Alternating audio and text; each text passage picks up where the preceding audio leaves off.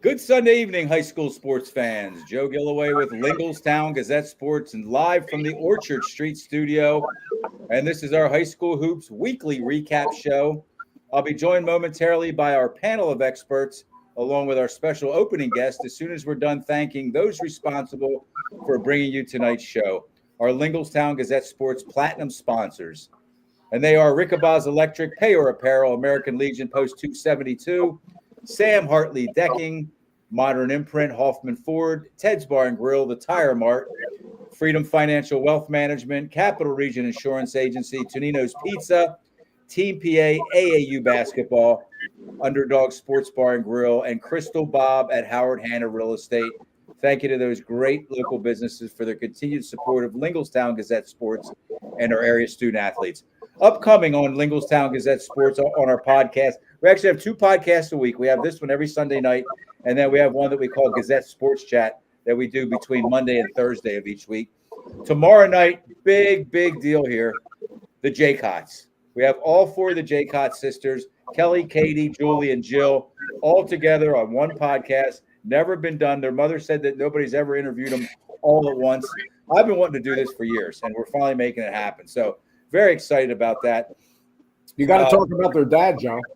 Well, we're going to get to that. We're going to get to that. Philly Catholic League. Tuesday, the 21st, we're going to do a boys basketball Gazette Sports Chat. We have Susquehanna Township's Alfonso Burnett, Big Springs Aiden Sally, Carlisle's Parker Smith, and Hershey's Cam Sweeney all together at once. Thursday, the 23rd, Altoona girls basketball. We have their 3 captains, Milana Iyer, Lainey Wilt, and Zaylin Nguyen. And those girls can play, man. I'm excited to get those girls together. And they're playing at Central Dauphin this Tuesday, 2 days from today. Then we have another girls basketball show coming up. We have a Maya Stort from Wyomissing, phenomenal player. If anybody knows girls basketball, you know who Maya Stort is. Jayla Kozier from Middletown. Kyla Correa, one of the best guards in the state. I think she's a 3-time returning All-State player from Lebanon. And we're waiting to hear back from Peyton Dincher from Jersey Shore, another really top-notch girls basketball player. So we don't have a date there, but we're excited about that. And then a couple that we're working on. We're working on a girls wrestling podcast. We're trying to get 4 of the local girls wrestling wrestlers together. Central Dauphin girls basketball. We want to get some of those girls together on one show. And then Susquehanna Township coach Joe Heed. We're going to do a full-length podcast with him. So I know that was a lot. I'm sorry to drag you through that, but it's exciting for us, and we hope that it will be exciting for you. Next Sunday and every Sunday, we'll be here, same day, same time, another weekly recap show. So tonight's opening guest is in his 9th year as head coach at Halifax Area High School, where he and his team are enjoying another successful season to this point. It's the midway point, exactly up the middle, 11 games down, 11 to play. And they're off to a 9-2 start overall. They're tied atop the Tri-Valley East Division at 4-1. We'll learn about his roots as a basketball coach and before that as an athlete, along with the connection he's developed to the small northern Dauphin County town of Halifax, where he's now spent a quarter of his lifetime leading young men and winning basketball games. It's our pleasure to make a new friend tonight and welcome Coach Will Sagle. Coach, thanks for joining us. Thanks, guys. I appreciate the time. Dave and I go way back to the Greenwood days. John, appreciate you guys having me on. Welcome, Coach. Yeah, I have my scorebooks here from those days. Nobody was covering that team. You graduated 2007. But the year before your junior year, you made a run to the state semifinals, and there was no radio coverage. And I can't remember. I think maybe Wes Perry was making a run, but anyway, nobody was covering you guys. Yeah, they ran side by side with us. Yeah, so they made it to the state semis as well.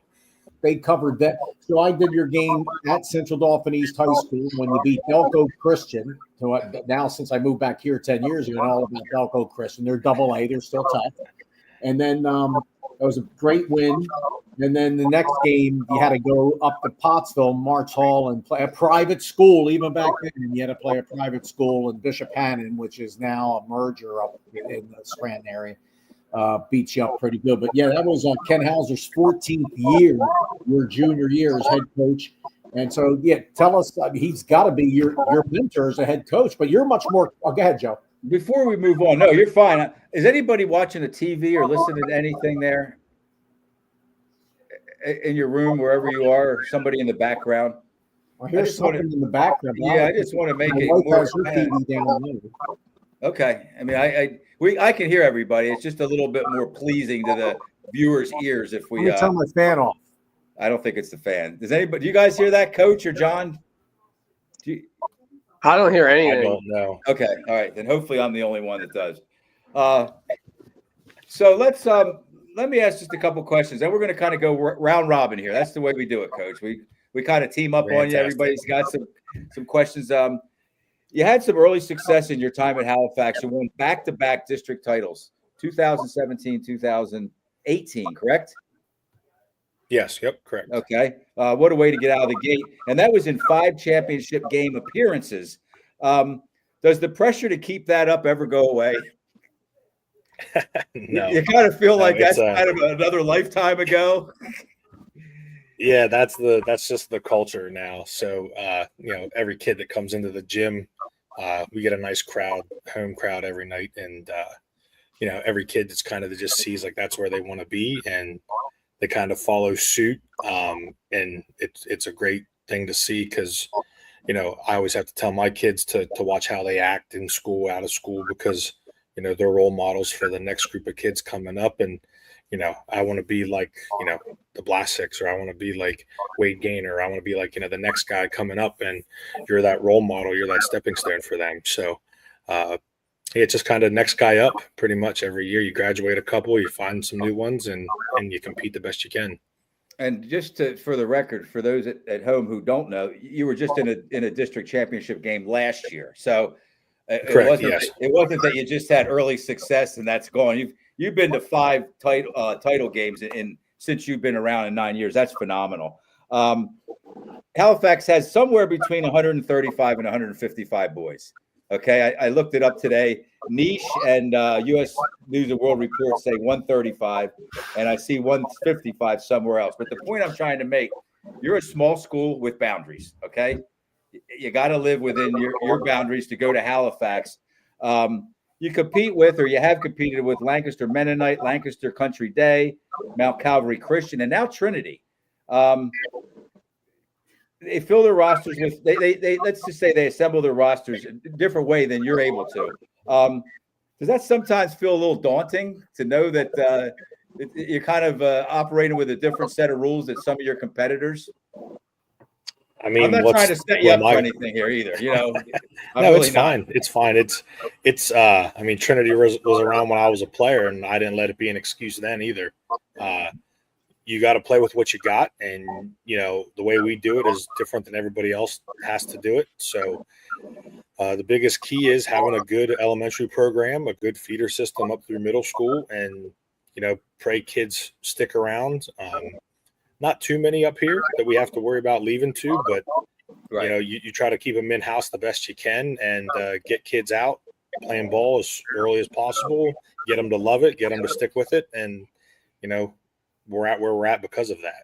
Yeah, that's a great point, though. The kids that you have, you're probably going to be able to keep. Some other areas, you just don't know. They could come in as a freshman or a freshman and sophomore, and then they're gone before the next year. And you thought you probably had him or her for the next 2 years. John, got anything? Coach, going back to last year, Coach, you guys were 2A. Now this year you're 3A, right? Yes, sir. Yes. And so last year, going into the district championship games, you beat Steel High in overtime to get to the championship, right? And then lost to Lancaster Mennonite in the championship. Yeah. So Lancaster Mennonite also moves up, and is that because of the success factor, same as you guys? Are you still a 2A school that's playing up in 3A this year? No. So Lancaster Mennonite got bumped because of that championship formula. Then they won states, and then they went like quarterfinal, I think, something around there. And then because of that point, they actually got bumped. They should actually be single A this year by their enrollment. Wow. We got bumped because now they count everybody differently. So we have a ton of like vocational school kids, homeschool, cyber charter, And now instead of being counted, I don't know what the percentages are, so I'm not going to try to guess. But It's you only 10% counted like football. 10%. Yeah. Yeah. So you count like 10% of your VOTEC kids last year. Now you're counting all the kids as one. So like we had like 40 some VOTEC kids. Well, I was only taking like 4 of those. Now I got to take 40. So now my number jumps from 105, 110 up to 150 something. And so my question just the facts is of how the rules are. right. So like, I mean, you haven't gotten to the district part of the year yet, but do you see it's going to be a lot different for moving from 2A to 3A this year? Like Joe said, you got Trinity this year to face, and then Lancaster Mennonite moves up with you alongside of you.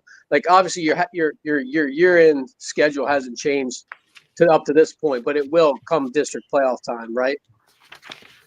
Yeah, so I think this year they take 6 in triple. 6 so in that first AAA, round.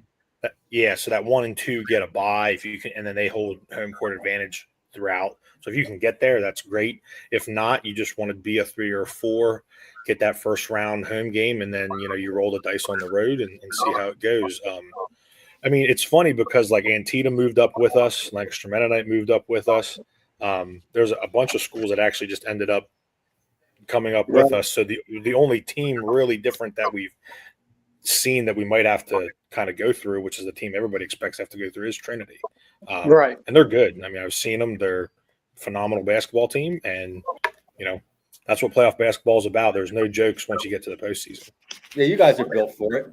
That's kind of what you do, right?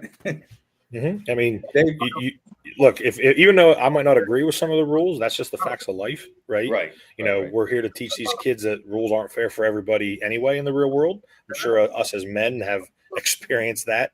So here's another thing. We're like, hey, we're pulling from this little area. This is what we're going. These kids have stayed together in school all these years to build themselves up to get to where they're at. And the success they get is because of their effort they put in. Now, the culture, though, is made that way, though, too. It wasn't always like that. Like you have to create that yourself as a school, as a coaching staff, as a team to like, if you want to be good, this is what you got to do. And now, we just got the numbers like 2 weeks ago. We have like 96 kids through our entire school that are in our basketball programs, second grade through high school. Oh, wow. That's phenomenal. 96. I mean, I take that as a public school myself when, because we have to start them so early to make sure that we can get what we can get out of them by the time they get to high school. And, I have a lot of coaches that help. I will never take all the credit myself. That's for sure. I have so many guys and fine young ladies that help us out in elementary and middle school that get these kids prepared. And we do a lot and we demand a lot, but you get a lot out of them. So the success just rolls if you, I always call it doing it the right way, but if you put the kids first, you're going to have success. Correct. Dave Berman. 25th anniversary. Greatest boys high school basketball season in the history of the Halifax Wildcats. Year 2000, the great George. You see them building over the years. I was in Virginia at the time. George took that Halifax team with his twins back-to-back summer camps at James Madison University. Lucky Driznell, he had a summer team camp. And George Leader, that's when I first met George, summer of 98. So they made this nice run in 99 and all the way to the state finals before, unfortunately, losing to a private school in Shadyside Academy. And you ever see those guys around town? You ever talk to Coach Leader? Oh, yeah. Well, his grandson's my JV coach, so he comes to all our games. That's unbelievable. Yeah, his grandson's my JV coach, so he's at every home game.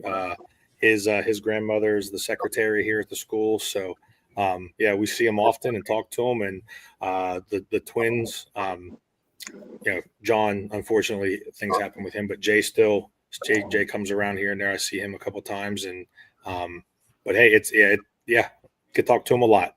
Now, Jay, is he still officiating? Yeah, he's officiating. I've seen him. We won't get him for any of our games, but I've seen him officiating. Yes, unbelievable. So that's something to try to build on. You always got to run into even back in, and it's like your Greenwood team in 2006. You have to run into private schools there too. So Wade Gaynor, you told me about him. You introduced me to him when he was going into his freshman year with the Big 60 shootout. And what a career he's had. And he's a big part of your team this year. What colleges are looking at Wade? Well, there's a few. I think he's trying to make his decision. For talking with him directly, he really wants to play. He's really good soccer as well. He's really good at soccer, so he wants to do both actually.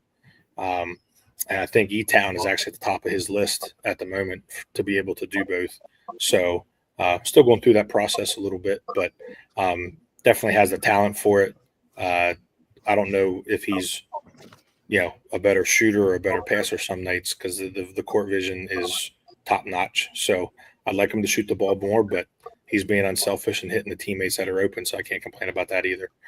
Joe, they, you and I talk every week, and we always kind of, look at who's played who. You guys, Wade, or Will, you guys have had a really good non-league schedule this year.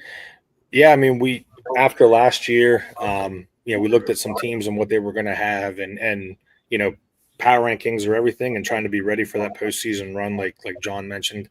And you have to up your schedule the best you can. And I told my AD, we want to play good teams in the non-league, and I think we put as best a schedule as we could together. Because it's a give and take. Some teams don't want to play you, some teams will play you, so you kind of take the best that you can get. I was happy Berks Catholic took us. That was a great game for us.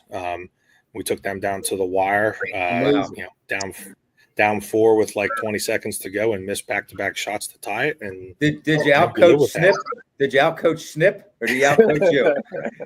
I mean, at one point, you don't have to answer that. I'm not going to say anybody outcoached anybody else. I talked to Snip before the game. People can get a little uptight about how he coaches sometimes and how he demands so much of his players. But I personally love it. Yeah. I think he's doing a heck of a job there. They're going to be a tough out in Quad A. But I'm never one for back and forth duels. What is that kid's name now? It's embarrassing. I forgot that.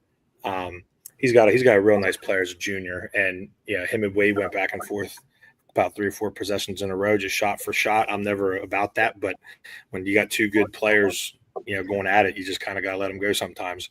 And we came up on the edge of the stick, and it was a good game for us because now, again, like John said, that postseason run, hopefully we're prepared for it.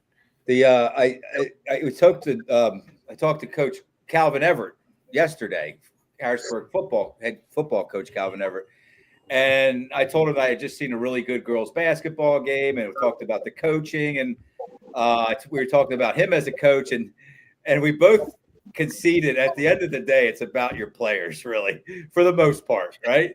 You have players that are good enough to win if you give them a pretty decent game plan.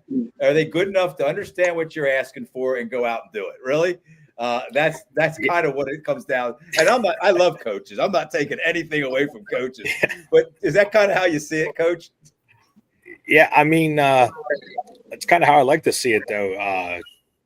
I try not to be too much of a micromanager, right? You teach kids to see things rather, read and react rather than, you got to run this set play or this set offense. Right. I mean, if you're being overplayed and you backdoor cut and we throw you a bounce pass for a layup, how can I get upset?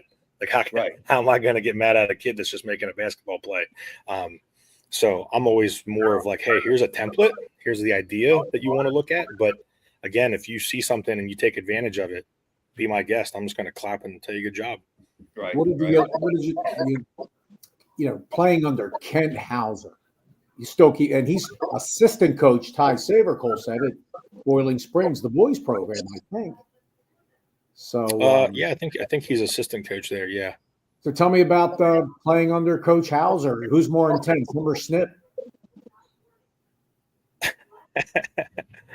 I don't know. I would say that might be an equal pair, to be honest. That's a good question. If it's that hard to answer, it is because I played under one and I've coached against the other. And actually, I did coach against Kent in my early years. The first 2 or 3 seasons he was still coaching there, and very demanding of his players. And We all coach different ways. I'm not as vocal, but he's more vocal, and that's just the way he is, and that's fine. But yeah, I would say between the two of them, that's probably a pretty good pair that we might have never got to see coach against each other. Hey guys, everybody, I want you to listen to this one. This is we're going to talk about balanced scoring here. Okay. I looked into, I prepare for this stuff, and you have a ridiculously balanced offense scoring wise, coach. You have your leader is averaging 14 points, 3 players averaging 12 points, and then a 5th player averaging just under 10. Did you know that? Yeah. I've never seen anything like that. Is it kind of by design? Is that the way that, I know you're not trying to keep an offense that balanced. It's just good that it happened, but are they all just pretty much offensive minded guys and they take their turns on a given night? I'm not going to say take their turns, but we always joke with the kids. I don't want to say joke because it's kind of more, it is a serious factor, but we call it the green light system. So every kid's got the green light when they go in the game, but they have it from where they are most productive. So if you can shoot the 3 and you're open, shoot the 3. If you're big in the post and you catch the ball and you're one-on-one in the post, take the guy to the hole. But if you can't post up, don't post up. So it's kind of that's kind of where the teaching comes in, of teaching guys like, here's your strengths, here's your weaknesses, and when you have your strengths, take advantage of it. And we let them play a lot. We only have like one man offense and one zone offense, and besides that, it's read and react. So right. They get their points because they put themselves in a position where they can score and score from where they're most lethal. That's awesome. So the ball moves around, and a bunch of guys get involved. So that's wonderful. John, we're going to let you finish up here. You have another question? Coach, you've had a lot of success in your time there at Halifax, and what I want to know from more coaches is what keeps them wanting to coach and wanting to go in there day after day, spend all that time prepping for games, all the time with kid, all the time with the kids away from your family, and what keeps you going and keeps you coaching? So for me, that's a great question too, because it does get a little touchy for me because I'm a little soft-hearted on that. But the kids show us so much respect, and they show us that they will run through a wall for us. So I have to give them that same effort back, and that builds relationships. And that's really what it's all about, right? We're here to build relationships for kids so they can be successful when their basketball career is over, if that's after high school or if they move on and play in college or whatever sport they play in. And that's what makes me come back. Every year I've had kids that, I ask them to do something, they'll dive on the floor, they'll take charges, they'll run through that wall for you. So it would be bad on my part if I didn't give them the same attention that they're giving me. And again, just a great relationship back and forth with kids. And I could name so many that, I keep in contact today. It's funny that you say that. I'm getting to that age now in my coaching where my first couple of years kids are now getting married and, having kids of their own. So now I'm going to that. And that's kind of really what it's about at the end. Like, that's the payday. Like, they've grown into good men. They're having their own families and making their own, way through the working world. And that's, to me, that's why we do it. There's no real price tag you can put on that. That's awesome. And that sounds like a great reason why you stick around. And then for them to get back to you and stay in touch with you, it just shows the respect and love they have for you also. So I told my wife we got to go to any more weddings. I'm soon going to have to get another job. Kids getting married left and right. All right, Will, let's see here. You played Lancaster. You played 2 teams that possibly could win a PIAA state championship in their respective classes, Berks Catholic and Lancaster Mennonite, who probably are going to meet again in the District 3 tournament. You hung in there pretty much with them, 62-48. You lost the final score, I see. Lancaster Mennonite blasted Chester this year in Lancaster, 6A school, the Clippers, who they played last year, and Chester blasted them last year. But anyway, Chester lost by 25 points. You guys lost by 14. How'd you hang in there with Lancaster Mennonite and Mr. Fisher? I mean, they play a much better style of ball than what we see on a daily basis. That's why our non-league schedule is what it is. And we had to make some adjustments later on. We got down, I mean, we were down pretty big in the third. But yeah, you kind of have that no die attitude, and you cut it to single digits in the third or in the fourth, and we just couldn't get over that hump. And they're a good ball club. They're very efficient in what they do. They almost 5 guards all the time, and they're fun to watch when you're not playing them. But it's something that is going to prepare us. That was early on in the season. I think if we see him again, we might be able to give a little bit better shot and maybe have some success. All right, so thank you, Halifax 9th year head coach Will Sagle. We appreciate you stopping in. Usually this gives a coach and his team good luck. Just so you know. Being a guest on this show. For that, I greatly appreciate that, fellas. Not always, but it usually happens that way. And I want to ask you: you see all this cool stuff up here behind me? If you have, if you got some Halifax stuff, we're willing to show you some respect and thank you by hanging it up here somewhere. I can get it. Doesn't matter what it is. I got some balls or jerseys or something. Yeah, whatever. I got 3 shelves here. And I swap the stuff out if I get new stuff, and I'll leave it up there for the rest of the basketball season for you. They used to have a sign in Halifax, PIAA Eastern State Champs 2000. Well, I don't think that's going to go in the Orchard Street But studio. like a smaller, They probably have to steal that. a smaller little, maybe little one.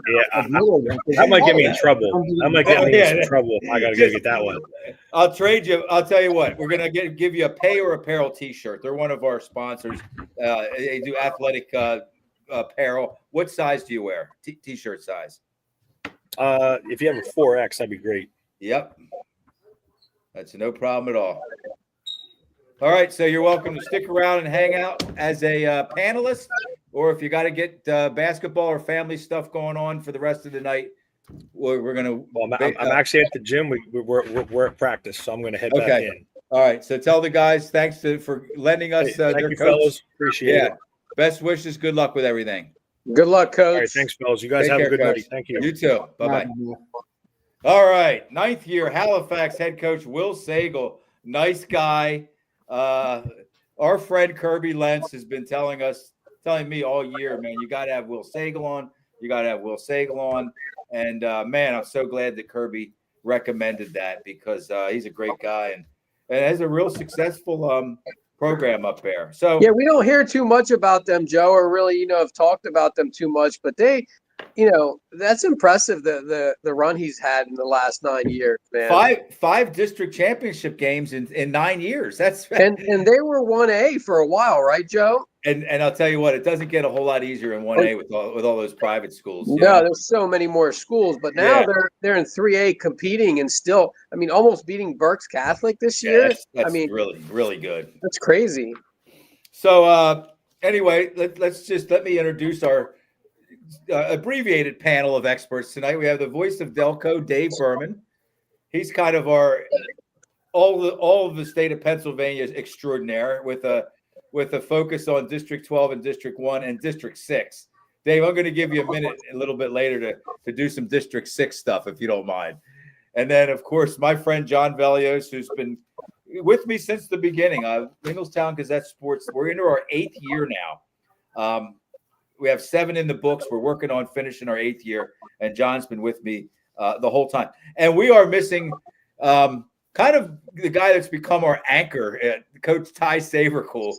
He's off tonight. He's doing some stuff with loved ones, hanging out with some family and friends. So we'll see how we can do without Coach Savercool tonight. So let's get started with this. Let's just go down some scores. And I don't know. I got about 15 games here. We're not going to talk about all of them. We're going to talk about a few of them. Let's start with, we're going to go back to Monday. There was a handful of games Monday. Central Dauphin 53, Parkland 36. Pretty good Parkland team. Central Dauphin's kind of hard to figure out. They moved to 9-1 on the season. They're 4-1 in the Mid-Penn Commonwealth Division. They're now 5-0 versus non-Mid-Penn Commonwealth Division teams. They average margin of victory against these non-Mid-Penn Commonwealth Division teams is 21. And here's who they've played outside of their league: Muhlenberg, Manheim Township, Archbishop Ryan, Wilkes-Barre, and Parkland. No slouches there. They play really, really well outside of the Commonwealth. They're 4-1 within the Commonwealth with an average margin of victory of 8.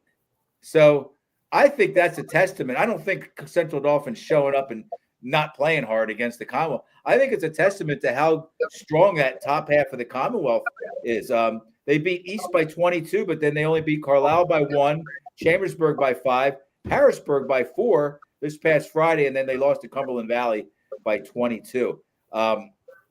So actually, it's a net 0. If you take what they lost to Cumberland Valley by and what they beat the other 4 teams by, it's a net 0. So, John, you've seen this Central Dolphin team. You know, are they hard to figure out? You know, what do they have to be doing well to win games? I mean, they're winning right now. They have 5 really good starters. They have 2 guys that come in off the bench. That's what I've seen, 7-man rotation. Yeah. And the 5 starters are 5 of the top players in the area. I think so. Yeah, they're very athletic. I mean, you know, if they have an off night, that's when games get close. And like Friday night. We haven't talked about it yet, but they almost lost to Harrisburg. They really did almost lose to Harrisburg. Whose CD is number 1 in the power rankings now, and Harrisburg is number 20 in the power rankings. So going back to your Commonwealth question statement, I mean, there's 4 teams in the Commonwealth that are just like we would just say it. I mean, CD's 9-1, Chambersburg 7-1. Cumberland Valley's 10-2, Carlisle's 7-3. I mean, they're good. They're all good. They're all good. So, I mean, eventually here, halfway through the year, they're going to start. Some of them are going to have to start losing some games, whether it's 2 or 3 or whatever. We'll see what happens, but it's gonna not shake out until the very end of this regular season. So yeah, Friday they did beat Harrisburg 59-55. They were down by 5, Central Dauphin was, after the first quarter, by 11 at halftime, and by 5 again after 3 quarters. And what happened was, you know, plainly put, what happened was the team with the better basketball players ended up winning. I mean, that's really what it came down to. But CD, I think their vulnerability showed a little bit, you know, and that's for another show. They weren't making shots early on, and for a good part of the game, Wayne Fletcher II had 30.7 rebounds, 3 blocks. That's a phenomenal game. You know, Wayne Fletcher doesn't have a game like that. They don't win. But how about sophomore Shakur Starling? 9 assists, 7 rebounds, and 3 steals. That's a heck of a game. I don't even know how many points he had. I'm sure he scored some points. Listen, they're 9-1. I'm not trying to push the panic button here. I'm not trying to say that they haven't played well. It's just I talked about how they beat some of those really good teams so handily and then struggled Friday. But, you know, Coach Wayne Fletcher, he'll get his guys ready, you know. I think they have Altoona on Tuesday and then State College on Friday. So, you know, hats off to CD. They keep winning and you know, there's nothing to be alarmed about. It's just it was an interesting Friday evening for them. That's for sure. Now, how about Central York something go first? Yeah, that's what I was just going to mention next, Dave. Thank you. Upper St. Clair 53, Central York 51. Central York's first loss of the season. Upper St. Clair is 11-1. If you're going to lose a game, if you're Central York and you're going to lose a game, there's no shame in that one, right? Yeah, and it was on the road, and Coatesville comes there. Coatesville I announced the Coatesville game against Plymouth White Marsh last night. Arguably, even though they have a lot of underclassmen, the 2 top teams in the District 1 6A, they could meet for the championship, but anything could happen. There's a lot of other good teams there too, but they looked good last night. But Coatesville goes to Central York in a couple of weeks, so that's a game maybe you guys out there might want to go check out. Yeah, that's Central York. We've mentioned this before. What a gauntlet that they've put together, a non-league schedule. Ridiculous. Yeah. How about this? St. Peter's of Staten Island, New York, 65, Mechanicsburg, 58. Why am I mentioning that? John, you know why, right? Well, I mean, Mechanicsburg, coached by Gaffey. He goes to the New York tournament usually Christmas time, but There's a specific reason, John. Josh Smith. well, Josh Smith, Yeah, yeah. he passed Talia Gilliard, who just played a few years ago, just graduated a handful of years ago. She had 1,292 career points. He hit his 1,293rd point in that loss to St. Peter's, and he scored a bunch of points since then. I think he's at 1351 now. So that's just a few games later. So I really like Josh Smith a lot as an athlete, as a young man. He is he's going to Princeton. He's I think a 4.0 student. I'm pretty sure a 4.0 student. He's going to be all state. Viewers, listen up to this. Football and basketball, all state. That's incredible. So congratulations to Josh Smith, to his teammates, to his coaches, to his family. If you get an all-time scoring record in your high school, you're doing something right, and that's just a smidgen of what this kid's accomplished. Let's move to Wilson, 55, Manheim Township, 48. Wilson is 8-2. Only losses to Berks Catholic and Chambersburg. And the reason I mention that, they're usually good. Wilson hosts Central Dauphin on the 13th of January, which is just right around the corner. So we're going to see if Central Dauphin can keep up that, beating everybody outside of their league trend on the 13th. I don't know, Joe, did CD play Wilson last year? Because the year before they got destroyed by Wilson in the district playoffs. Or two, was that 3 years ago? It's been a while now. Yeah, so have they played them? Stevie Mitchell was on that team. Right. Doing a great job at Marquette. So I don't know if they've played them in the last couple of years or not, but that's a good game. I'm not sure how Wilson is number 2 in the power rankings and Central York is number 3 with one loss, but it must be with who they've beaten. Well, there's a lot of stuff in the power rankings that, I guess they do the best they can with the formula, but a lot of times that stuff doesn't make a whole lot of sense. So I'm looking here now. Wilson's number 2 in the power rankings and Central York's 3. That loss to Wilson was, oh boy, it was 2001, I would say. 2021.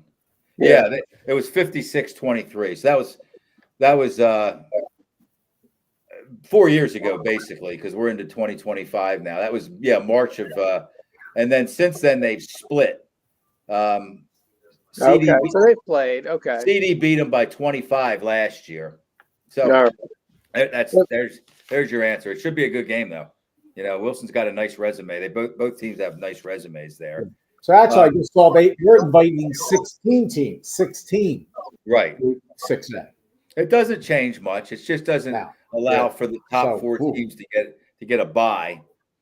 How about Trinity? They win again.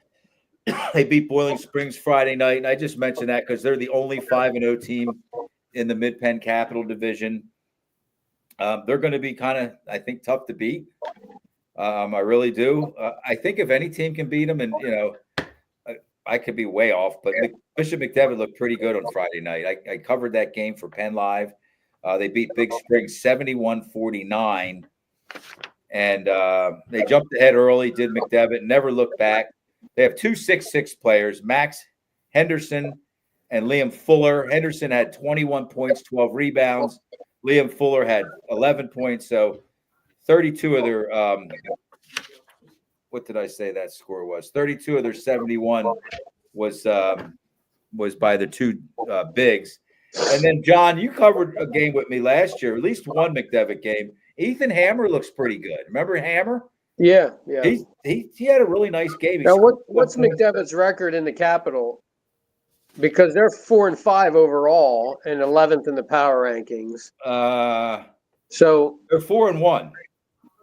Okay, so they have a good Capital record, a bad non-league record. Right, exactly. So and they played some tough non-league games. That's for Well, sure. they're going to have to step it up to get into districts here the second half of the year, because there's only 8 teams going into the district playoffs in 4A this year. Right. Yeah. Yep. So I think they have some. I think they have some good players. If they're on the improve, like you say, Joe, then they got a good chance. Patrick Danisco, he's a junior. He had 11 points, guard. And then, of course, Demir Arp, the freshman, he had 10 points. But the story for me was those two bigs. They both played really well. However, Big Spring had no height, no size at all.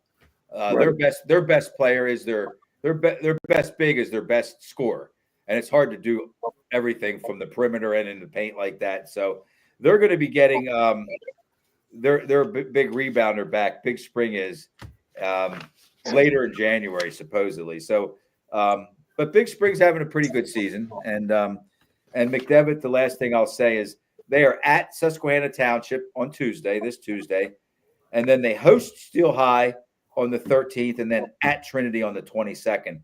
That's kind of the rubber meets the road games for McDevitt. Susquehanna Township, Steel High, much improved Steel High, and Trinity. Yeah, they're going to all be tough games.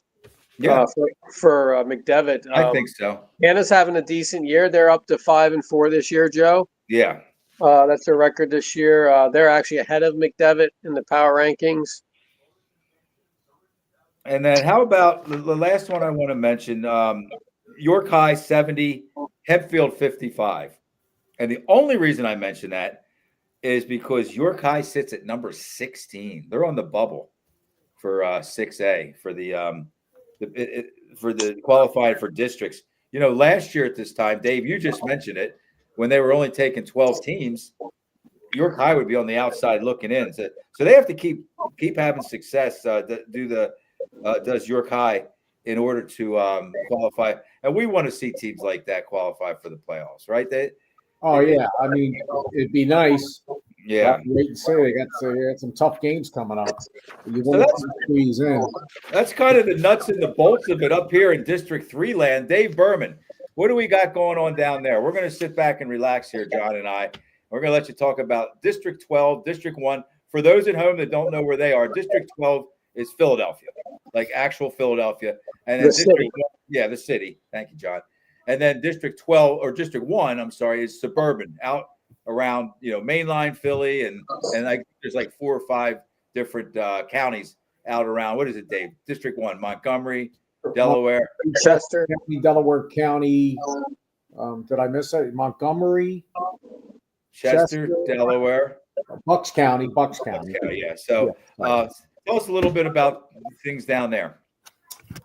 Well, as I said, in 6A, you have Coatesville look really good. They're young, 6'7", 6'7", 6'5". The freshman, Colton Buller, and then a very young, still loaded White Marsh team. And then you have Conestoga's in the mix. Marion's still tough. Garnet Valley. We have a lot of good teams. District 1, 5A. Pencrest is undefeated at 10-0. And we have a Springfield Delco in the mix. Chester, I went to their game yesterday earlier in the day. We get one of our guys back from Bonner, a 6'3" freshman, Rami Davis. So he'll be starting to play on Tuesday night. So it'll be interesting to see. Chester has 4 freshmen. Just got to put them, throw them in the fire. They could make some noise as the year goes on. The Catholic. Wait. Let me interrupt just for a second. Yeah. So Chester, midway through the season, is getting one of their players back. Yes. From Bonner Prendergast. Yes. Okay, and he's got the cooling down period. You got to wait a little while to. I guess he didn't play. He didn't play. I don't know the whole story. Okay, yeah, I'm not asking for the whole. That's just kind of weird. It kind of reminds me of something you hear about like in the NBA or something. Yeah, well, now we had Micah Parsons transfer in the middle of the year. That's a whole different story, though. Yeah. But we'll see how it turns out. He's a 9th grader, so he will be eligible for the postseason. The Catholic League, we'll go down each bracket again. 3A, Lansdale Catholic is better, but they got hammered today by Roman by 40 points. You got West Catholic is better, but 3A, I think Lancaster Mennonite is the favorite to win the state championship. even over. That's my opinion. Lancaster Mennonite. They won it a few years ago. 4A, Archbishop Carroll, I found out, they were state runner-ups last year, got blown out by Lincoln Park, who's really down this year. But Archbishop Carroll now is two of their better guys, I think, apparently gone for the season, injured. Oh, boy. So that leaves the door open for not so much Conwell League and their 4A, but Devon Prep. You saw them last year in AAA win the season. Saw them last year and I think the year before. They gave St. Joe's Prep a heck of a game the other night, fell short. Bonner, 9-1. You know, Billy Cassidy and the gang. O'Hara is also 5A. They're very good this year. Newman Goretti might be a little down. We'll see how that plays out. It's just like the Mid-Penn Commonwealth, dog eat dog and all that kind of stuff, you know, as the year goes on. 6A, Archbishop Ryan, who Central Dauphin beat, is a little bit down this year. Mm-hmm. They lost a tough. LaSalle College is really good this year. Really good this year, yeah. Joey O'Brien, you saw him play football for LaSalle. The wide receiver, right? Good, just tearing it up. Yeah. And, all-state wide receiver. Yes. Archbishop Wood got beat by Father Judge today by 20. So right now in 6A, as I mentioned before, 3 teams go, District 12. It'll be Imhotep representing District 12 in the public league. And then the 2 looks like in the Philadelphia Catholic League is going to – I'll look at a Father Judge and Roman. And Roman, they'll make severe noise in the States. Again, if the PIAA doesn't suspend their transfers for the PIAA state tournament, because a lot of these teams have flat out have kids transfer. Just blatant recruiting transfers. They know they're doing it. Catch me if you can, and when you get caught, they can still play in the Catholic versus Public League Championship, right? Yeah, but a lot depends if they're freshmen or sophomores going into their freshman or sophomore year. Right. Yeah, I'm not trying to be any way about that. I'm just saying that sometimes it's just very blatant. You know, last year, Roman, what did they lose? 4 guys? 3 or 4? 3 starters out last year. Yeah. Still moved to the state quarters. And this year, 2 years ago, had 2 starters out and took Reading to overtime. They had Reading, beat that game. What a game. Oh, my gosh. You were there. I was there. And then we have the smaller schools, Chester Charter, Single A. I think they can go as far as the state finals, but there's a new school out in Pittsburgh. Amani Christian went from Single A to 6A. That was they bumped up themselves. Kind of pulled a what was it, Kennedy Catholic? Yeah, and they're ranked number 1 in the WPIAL District 7 rankings, ahead of Upper St. Clair. So, Dave, trivia question for you, and John knows the answer to this. Who did Kennedy Catholic beat in the state championship game, their last state championship win in overtime? Oh, it's Penridge, double overtime. Yeah, what a game. Oh, my God. Those, what were they, twins, John? They had Sheway was on Kennedy Catholic. Yeah, Austin Sheway. Oh, my went gosh. to Kentucky and now is in the NBA. What a game that was. They played zone. And they just stared. Exactly. We saw the best block ever. I still have a picture of that. The best block in the history of basketball. Blocks a 6'9" guy dunking. Blocked him. Like a legitimate block. We got to post that on Joe. I'm going to send that to you so you post it on your I will. I'd love to post that. That was the best block I've ever seen. That's the last district. That's, believe it or not, the last District 1 team to make it to the state championship game in boys basketball in any class. District 1. The last District 1 team to win a state championship was 2013 Lower Merion when they beat Chester. Good old days. Lower Merion, Chester, Lower Merion, Penwood, Whitemarsh. York, remember how York High against Penwood 2009, Joe? Miss those days. Okay, so Dave, how about this? We're going to give you a minute or so to talk about District 6, your beloved Mifflin County. And then they lost to Palmyra the other night, but Palmyra just beat a good Penn Manor team last night. So Palmyra is playing better basketball. So I saw the article, Coach Wade Curry from Mifflin County. He was happy, said that he needs better performance out of his team. defensively. You have a big article on the hometown sports scene in Lewistown and that. So, but they know pretty much. And then State College barely beat Williamsport, who I didn't think they were kind of struggling this year, but State College beat them. State College beat Harrisburg. I don't know. I don't know what's going to happen. State College is they're kind of hit and miss. They've had some spectacular teams over the last 4 to 7 years. Remember the team that had the brothers on, Tommy Freiberg, and look at this. Look who we have. Dan Sostek, Penn Live, Patriot News. That's great timing, buddy. Yeah, I forgot you asked me, and that's okay. That's all right. We're getting ready to jump in into the Mid-Penn Conference and then talk a little bit of power rankings. Gotcha. So, but we're just talking about State College now. That kind of how they're up and down. Yeah. They're kind of mediocre this year, I guess, to this point. I don't know. I think they're 5-3 maybe, which is kind of right where they probably were 5-4 or something like that. Yeah. And when you guys going to put rankings out? PIAA state rankings like they used to, with Michael Bullock. Yeah, we've been talking about that, but who's responsible for that? You guys have the most trusted football rankings, I think. It's something that we've talked about. The issue is, obviously getting the experts from across from every single point to kind of feed in, because obviously Eric has amassed his contacts over the years for all the football stuff and everything, but basketball we found it a little harder to kind of get a quorum and kind of figure out who's who and that type of stuff. But it's something that we're actively looking to try to get back up again, because it's something we're lacking in PA. Yeah, the Allentown Morning Call, they do the Eastern. They have the Eastern top six, Keith Groller. And then, of course, we have the Tribune Review does all the WPIAL. So at least you can get the read on the WPIAL top 5, I think it is, out there, all 6 classes. This year, though, I was just saying I have no idea how to rank anything in District 3 right now. There's just so many teams kind of, I feel like, uneven footing right now. It'd be kind of to even rank them alone, then try to figure out. Basketball's always a little tougher to me, especially as we see more of the top. So many games. Especially as we see more of the very top talent kind of leave the state.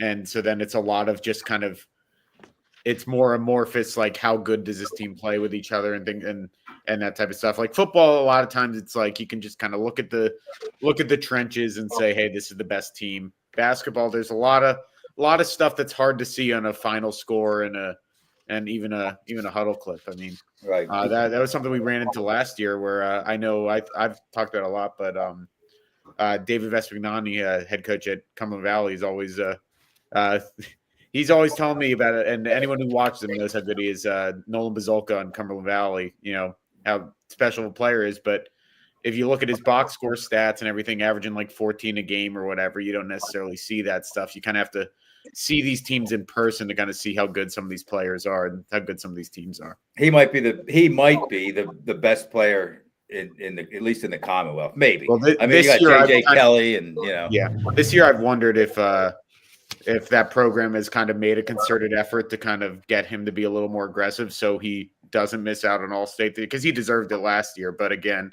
I think he just kind of let the game come to him a little bit and finished with kind of lesser stats and missed out. And I don't think he's going to be missing out this year. That's when the sports writers who select the players, right, on the statewide, that's when they need to kind of do their job and ask around. Well, I write the blurbs too, and I think I wrote the blurbs for our area players at least, and I specifically wrote in that, I basically tried to kind of nudge people, hey, don't look at the stats. This kid's really freaking good. Really, really good. Okay, so anyway, how were your holidays, Dan?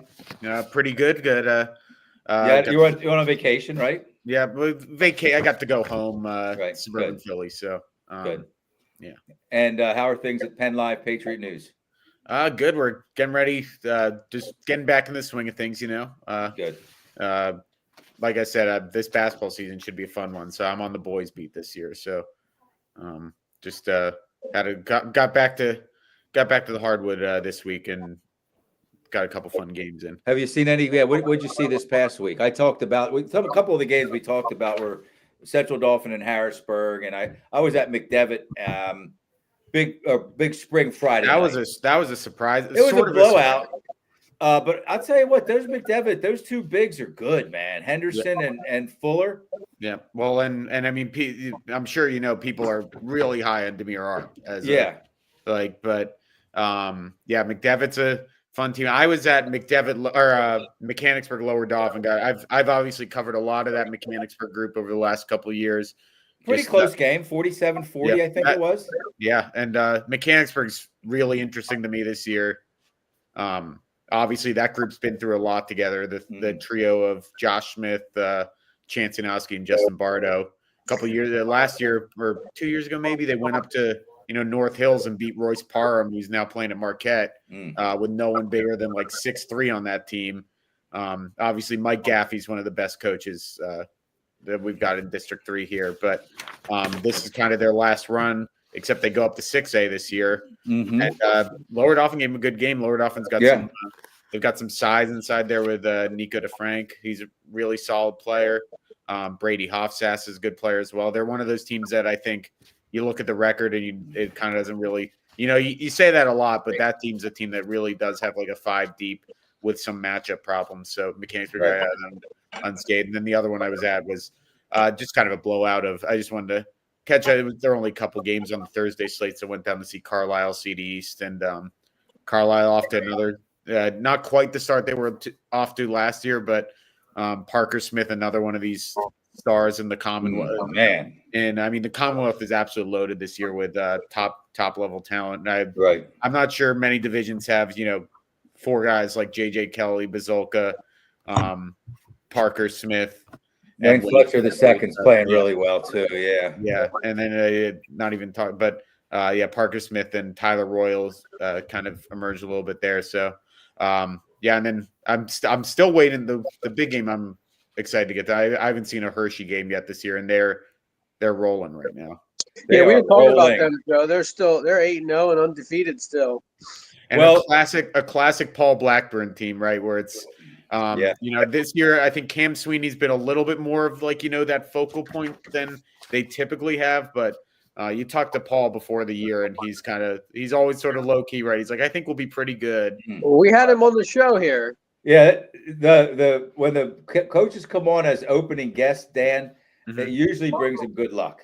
Yeah, and he's undefeated since he was on the show. Yeah, well, I mean, but that program, anyway. That's one of those classic basketball, great basketball programs that he's kind of built up there, where it's like it doesn't really matter. Like they have good players, obviously. I've heard there's some buzz. The Cam Sweety's even getting some Ivy League looks at the next level, and they've got some younger players as well. But that's one of those programs too, right, where it just feels like you could throw anybody in a Hershey uniform with Paul Blackburn on the sidelines, and they'll win the 17, 18 games. Yeah, we have on the 21st, upcoming Tuesday the 21st, we have on our Gazette Sports Chat podcast, we have Cam Sweeney, Parker Smith, Aiden Sally, and Alfonso Burnett all coming on together. That should be a very interesting hour or so. And Paul Blackburn, I think the one thing he said about Cam Sweeney when he was on our show is he's kind of like Swiss Army knife-ish, you know what I mean? And he could score more if he really wanted to, but he does a little bit of everything, and he does everything well. Yeah. That's why we put him on our preseason All-Star team. Again, he was a guy that didn't necessarily have some crazy stats from a year ago, but whenever you watch those games, he just kind of imposed his will, especially defensively. He's one of those guards that if he decides he's going to pick you up full court, you're going to probably give up the ball to someone else. Right. It's a lot to deal with. So you have to find a way to include players like that on all-star teams. You really do. That's when you're taking your job seriously. If you're willing to stand up for a kid like that and say, look, we really need to recognize him. So let's move on to let's just kind of go over all 4 of the Mid-Penn conference divisions here and where we stand. Who's still in, who's probably out. And we'll start with the Commonwealth. Central Dauphin, Cumberland Valley, Chambersburg, all tied at the top. They're 4-1. Carlisle at 3-2. And then we got State College, Harrisburg, Altoona, CD East at 2-3 down to 0-5. I would say that there's only 4 teams legitimately left there. CD down to Carlisle.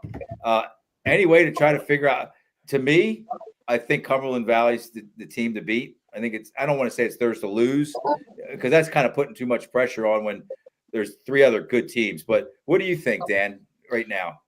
I mean, I was really impressed seeing Central Dauphin this year. I think they've definitely taken a step forward from a year ago. I think that they're a lot better than they were last year. I think Jelani Easter's taken, it seems like he's kind of made a big step forward, which would be pretty big for them. I mean, Cumberland Valley's really hard, especially when we saw what they did last year, and that group is pretty much entirely all back. Yes, they are. And Nolan Bazolka's kind of, he was working his way back from a football injury to start the year. He seems pretty darn comfortable right now. Yeah. I kind of joked with all the coaches. I've covered, I think, every one of those teams at this point. And I kind of joked with all like it feels like it would not shock me if every team goes 1-1 against each other in that little group. And like maybe one, like, and it's already kind of close to that being possible. Like Chambersburg's already beat Cumberland Valley. Cumberland Valley's already, beat Central Dauphin, I believe. It's just like this big circle. Yeah. And I would say that you do kind of have to favor Cumberland Valley just out of like respect for what they did a year ago. Chambersburg's, though, it's going to be really tough. Like, there's not – because they have that dimension that no one in the rest of the district's going to be able to match up with, and that's that sort of different level of athlete in JJ. And but they're not just JJ. Like, the Cumberland Valley game, I covered that game, goes to overtime. JJ Kelly fouls out, fouling a three-point shooter. Chambersburg, led by Colton Cornwell and Landon Berman, still end up winning that overtime period, winning the game. So, at Cumberland Valley. Yeah. That's a great win for Sean. Like, I say it a bunch, like the Commonwealth, one of the things that makes it so special is you have some of the best coaches in the area too. Just and I think Sean does as good of a job as anybody in the entire state. He's just an awesome coach. Like a couple of years ago with a younger JJ Kelly, they went in and beat Plymouth Whitemarsh in the opening round of state. Like they're just a game. They're always going to be game. But we saw how that matchup fared last year, and I'd still kind of give that deference to Cumberland Valley. Yeah, I couldn't have said it as well, and I totally agree. Okay, how about if we move on to the Keystone Division? There's one of the old guard is back, is Hershey. We just talked about Hershey. And then we have a team that's had a lot of success over the years. I mean, over the decades, that kind of fell off a little bit. Milton Hershey's back. Both of those teams are 4-0 in the division, and then Mechanicsburg at 4-1. So another kind of head scratcher, fellas. Dan, Dave, John. I can't say who's going to end up winning that division at this point. Well, Milton Hershey was the team before the year that we heard a ton of buzz about. They're like at our media days, there were a lot of people saying like that during the summer, the Milton Hershey, like in summer leagues, that Milton Hershey, who was 2-19 last year. Yeah. Right. Some record like that. I think 2 or 3 wins at most, that they were, really having a big off season, and we're going to be a lot better than they were a year ago. And I'm not sure if even people necessarily peg them to be, have this level of a start, but they were a really young team last year. And it just feels like they are legit. I know, obviously, Scott Rooney's a longtime assistant for Mark Zerby, who did a great job there. Mm-hmm. So I think that it's not one of these like flash in the pans. I think they're going to be, I think they're going to hang around here. Abdu Dieng, Josh Sessoms, a couple of their really good players. And, I think they'll stick around. Again, we talked about Hershey. That team's always going to be in the mix. And Mechanicsburg's just like, they're just one of these teams that has like an it factor about them. They like, the Lower Dauphin game, they're not like your typical team. The Lower Dauphin game, only 3 players scored all their points. It was 21, I believe 21, 17, 21, 17, and 9. And 9. Yeah. Yeah. So it's really that senior trio, Josh Smith, who's coming off I think he made I definitely made our all mid-pen team. I'm not sure if he got any all-state recognition for football. Had an awesome football years when we playing football at Princeton. I'm also just want to, I'm sure you've had him on here a couple of times. He's Josh? Yeah. Yes, for sure. Great kid. Really. Awesome Yeah. kid. And then Chance Yanasi's gone to West Virginia Wesleyan, really kind of crafty scorer as well. So Smith just became their all-time scorer. Yanowski just hit 1,000, and Bardo's kind of the glue guy. I wouldn't count them out for anything, but Hershey's already got that 10-point win over them to start the year. So it's hard to look past Hershey right now. Yeah, it really is hard to look past Hershey.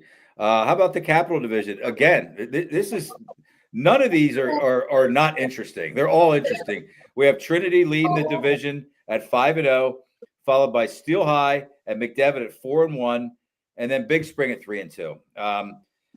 Big Spring, I think, kind of feel like the rubber has met the road for them. I mean, they're going to struggle against bigger teams, physically bigger teams. They have. Were you on with us when I mentioned that? They have their biggest player is their biggest scorer, Aiden Sally. Yeah, and Aiden's one of the best players in the area, but he can't play around the perimeter and be pulling down the rebounds. Now they are getting back their top rebounder at the end of this month, and I have it written down somewhere. Braxton Heckendorn. Yes, exactly. Thank you. I talked to Coach Jason Creek Friday night. Yeah, I haven't covered them yet, so if he's been that's actually a pretty significant. He's like a classic glue guy for them, because last year was first year Big Spring had ever made a state playoff game, district finalist, and had most of the group back. They lost their point guard Jake Nouse, but I mean Aiden Sally's been super consistent for them. So I was a little surprised by that McDevitt score. Honestly, I thought that'd be a pretty competitive game, but Heckendorn is a big loss, and they'll definitely be a lot better with him back. I think Sally got tired. I think anybody would have gotten tired. Okay, that's no reflection on Aiden Sally. They were trying to count on him to do too much. Yeah. He had 13 points in the first quarter, and I don't think he finished with much over 20. It just was kind of a rough night for him. I'll tell you what, though, he kept his chin up the whole game. He kept a smile on his face. He was helping McDevitt players up in the fourth quarter. You know what I mean? Just what a great kid. I was very, very impressed with him. I think Steel High's kind of turned things around a little bit. Now they have some returning starters. A lot of their scoring from last year is back. John and I covered them a couple games last year, and Kashmir Mangus is a real solid player. Tristan's playing well. And then who's the third one? Ali. Rashad Holland Ali. Oh yeah. So we'll see. It's gonna. I wouldn't say that Coach Macon has to pull a rabbit out of a hat by any stretch, but he's gonna probably have to coach these guys up a little bit. I think to win. And then McDevitt. I don't know what's going to happen with McDevitt, but I said Friday night they look pretty darn. I did the Penn Live game Friday night, and I was impressed. I think they got 2 6'6" kids who can play basketball. They're not just trees. And I mean, like I said, the hype about Demir Arp is you never want to put that much on a freshman kid. But when I covered the McDevitt Trinity game and talked to Larry Kostelek about Arp, he said he said he plays just like a guy that used to play here. And I said, who is that? And he said, Chance. He said he plays just like Chance. I think he's not quite as big as Chance. I mean, he was also, I think, technically on the McDevitt football team. I don't think he played at all. It says quarterback in his Twitter bio. I don't think I asked Stone Saunders about it in a podcast before a podcast. He said, I think he's going to probably focus on basketball because we've been hearing stuff that this kid has been playing, pickup ball against Harrisburg, like varsity players since he was in like middle school. Right. And he's a really quick to the bucket kid who if everyone, Jason Grace isn't one to kind of, BS you. I think that he's going to be a kid that's going to probably be a D1 player. I think that one of the things that Kostelak is referring to by comparing him to Chance Westry is his vision and his ability to distribute the ball when he's definitely a scoring threat. Yeah. I mean, Chance could have scored a whole lot more than he did, I thought, but he loved to pass the ball. And Arp did a lot of passing Friday night. Well, that's something that Jason Grace has told me they're still trying to get him to do more, which is what you kind of always have to do with those freshmen, right? That they're so used to when they're playing in middle school and things like that, they can just get to the hoop whenever. Right. They can just score whatever they want. He said that's something that's been a big focus this offseason is getting Demir to, trust his teammates and, trust that vision of his. And not be afraid to pass the ball off to someone. It sounds like he did that a lot in the Right. McDevitt game.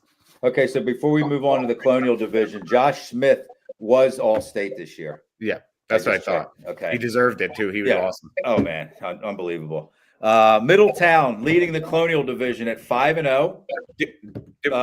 Kind of a surprise. Did we not to even me. talk Trinity? I think we skipped Trinity in the Capital. Oh, we did. Yeah, let's go back.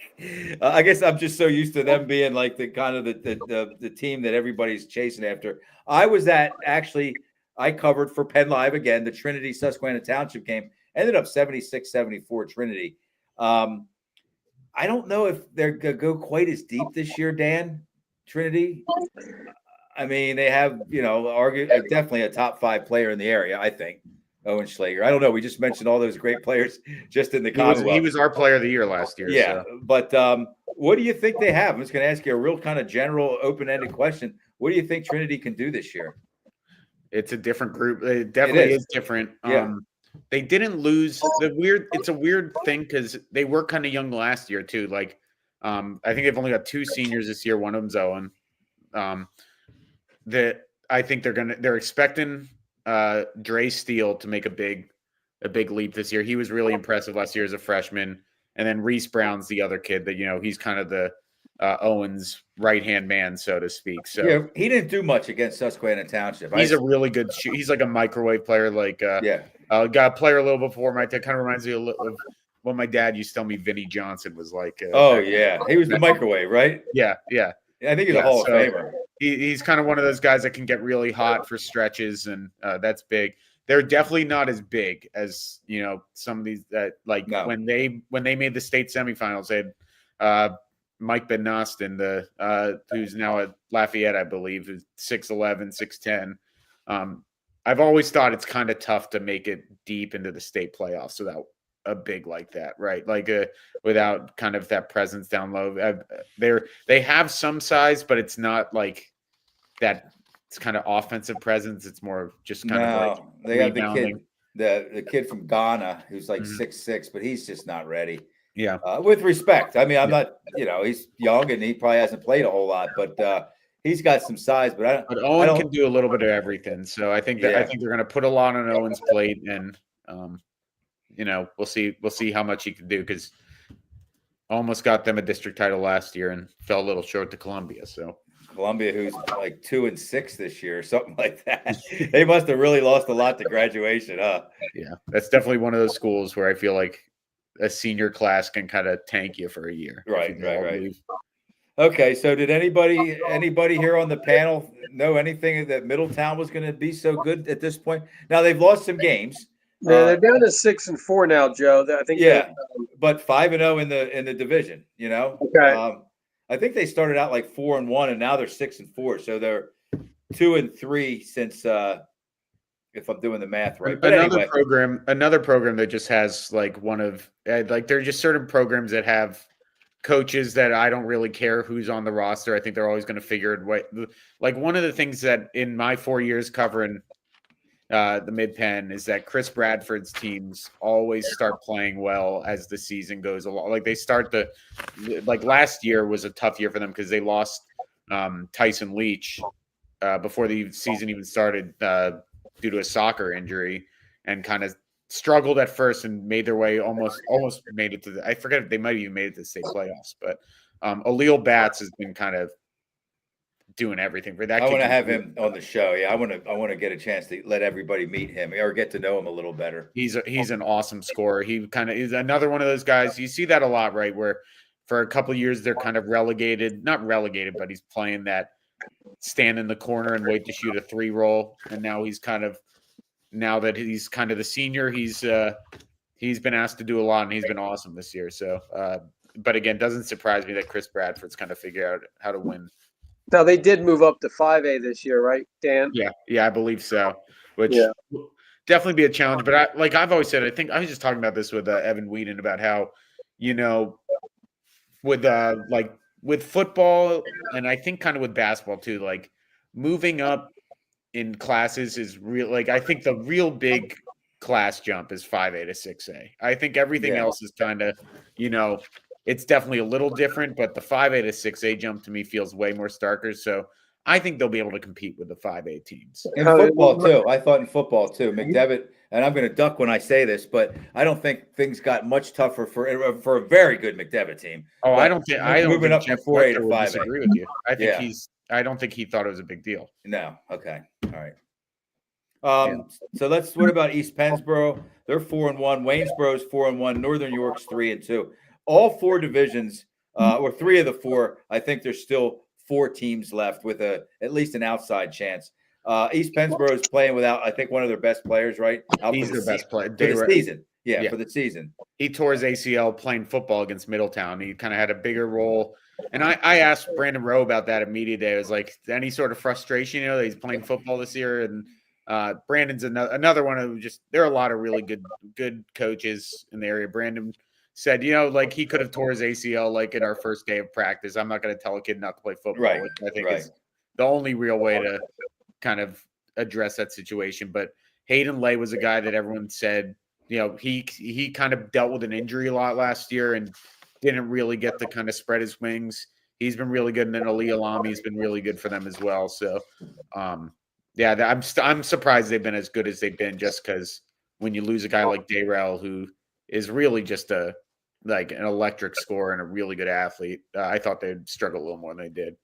Not related to Calvin Everett, by the way. Yeah, I was wondering, but not because I know Cal also played at East Pennsboro. I know, yeah. But 1 and 1 would equal 2 there, but no, not unrelated. Yeah. And then Waynesboro, a 6A team, one of the only non-Commonwealth 6A teams, along with Cedar Cliff and Mechanicsburg. I think that's it. They have anything? They're 5-4 overall, 4-1 in the Colonial Division. They have some size. Alex Torbica is a really big praise, kind of like their Nico DeFrank type. He's I think he was also their kicker for the football team, which probably the tallest kicker in the state, maybe at 6'6" or whatever. But he's a really solid player. They're Tom Hoffman. I used to work down there in Franklin County, and I haven't covered them this year, so I don't know if there's, because sometimes he doesn't have the personnel to do it, but he a lot of times runs the Bob Huggins full court press the entire game and just wear you out. And I know that they've have a younger point guard that they're really excited about too. So another team that is always going to hover around 500 with Tom Hoffman. Right. The squad. Okay, so I think that I'm getting a message from one of the players' parents here. Elias Koch has committed, but they didn't say. I'm sure you'll be there. I'm going to be. Yeah, it's going to be at Sci-Tech. Yeah, so Wednesday. Yeah. So he could play his senior season with a little bit of pressure off. That'll be, and he's probably going to a really good football school. So. Okay, listen, I thought better of, we're not going to do the power rankings. It's a little early in the season. What do you think, John? A little early in the season.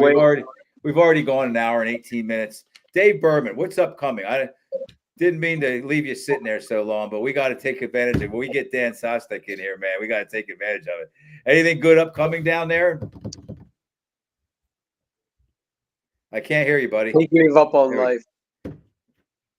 Yeah, you can't hear him. No, we can't hear you, bud. Just wrap it up, Joe. Nope. Okay. So for the voice of Delco, Dave Berman, John Velios, our guest tonight, our opening guest, Halifax coach Will Sagle, who's having another really good season, and Penn Live / Patriot News, Dan Sostek, who covers boys basketball, does a great job. I'm Joe Gillaway. And listen, next week, guys, we have Coach Rob Moore from Constitution joining us. He's going to be our opening guest. And that dude's he's the real deal down there. He's won at least 2 state championships. I think he's been in like 4, and he has another really good team. So, Dan, if you're around, you want to jump in and talk to Coach Moore next week with us, you're certainly welcome to. All right. Thanks, guys. We'll see you tomorrow night. We have all 4 of the Jaycock girls on our Gazette Sports Chat. That's going to be wonderful. Take care. Take care.